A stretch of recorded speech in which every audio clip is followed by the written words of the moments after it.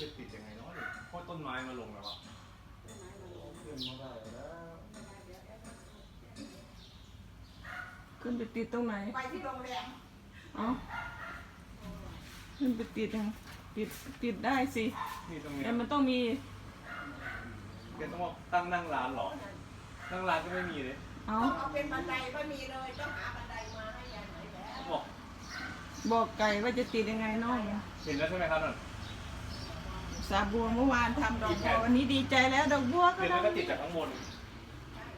บ้านค่อยๆเป็นกำลังปรับปรุงบ้านอ เพราะ ยู่ค่ะ ง่ายกว่าติดตก ข้างบนปูนกาวก็เอามามันไม่ เพราะตรงนี้มันตั้งไม่ได้แล้ว ดอกบัวสวย เดี๋ยวเขาจะเอา ดอกบัวโอ้ย